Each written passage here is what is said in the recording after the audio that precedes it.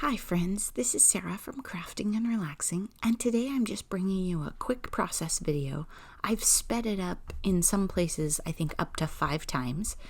I had these beautiful napkins from Pam, and I just wanted to make something blue. So the first thing you need to do is take your layers apart. You can use Scotch tape, washi tape, whatever. A napkin will trick you and look like it only has 2 layers, but very often they have 3. So you check carefully. And again, I probably wouldn't have gotten that second layer off if I hadn't hit it with tape first. The edge of the napkin has that texture on it where they've, punctured the layers together. I'm probably not going to use that, so I wasn't too worried about getting it off. Then I glue mine on with Ranger Multimedia Matte Finish. And this time I just put it onto the card and I didn't go over the top, because I wasn't worried about it coming off and this wasn't going to be a big mixed media project. This glue is really nice for thin things, gluing tissue and that sort of thing. You could use any glue that you have. It's just that you want to try and get it on there thin. And when you lay it down, be gentle with it. Smooth it out. Remember, this is sped up, so I'm using a Kleenex because it was handy. You can take cling wrap and wad it up and use it for that. When I was off camera, I took my food ball pen and traced around the flowers. I thought it was going to give it a really crisp edge, bold edge. It bled a little, but that was okay. It was fine. Just, getting to know your supplies and how they'll turn out. Then I got out some brand new dies. I had these, sorry, I have a tendency to mess this up when I'm too zoomed, but you'll see what's going on. I got brand new dies out and I'm trying to get them to cut. They're Desire by Crafter's Companion, and they're not working in my Sidekick. There's no way. I went back and forth and back and forth. I was going to make a birthday card, so I grabbed a thank you that's small. I didn't want to cover up a bunch of the beautiful napkin. So I grabbed a thank you, and it's a connected thank you, but I'm going to cut it apart so that I can put my text over a blank spot on the card. Does that make sense? So remember, if you have a die that says thanks and you just want it to say thank, you can cut off the S. Or if your happy and your birthday are connected, sometimes you can cut them apart and just have happy. And I used a mechanical pencil to poke out the things. You don't have to have the pokey tool, but I like my mechanical pencils, so I try not to use them, but I couldn't find it at first. So it's a very fine die, and I don't know what the deal is with those other dies. Noni has the electric machine, and she says it works really good, so maybe she'll need to run those or something. I don't know. I haven't ruled out the electric machine, but I really like my Sidekick.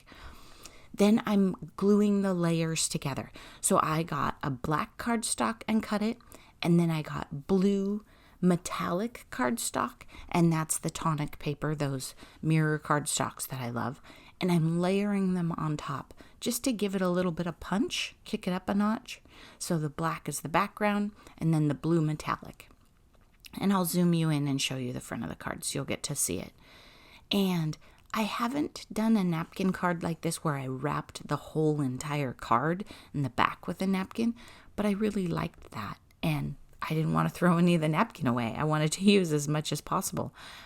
And I guess that's probably a pretty good technique. I just hadn't really thought about it before. I always think about the front of the card. So there you see, I have a thank you card, and I put it right between the bird and the flowers. And with the mirror cardstock, you get a bit of a shimmer accent. I had some troubles with different things sticking to it. And there we go. And it's whiter in person. It reads a little bit yellowy gray on the camera, but look at it. So cute. Then I realized I wanted to decorate inside. So I came back and repeated the process, but slightly differently. I want this butterfly, and I decided I need to fussy cut the butterfly. I started to take it apart. See, I grabbed the layers, and then I realized, wait a minute, it's going to be really hard to cut that apart if it's fragile, or fussy cut it.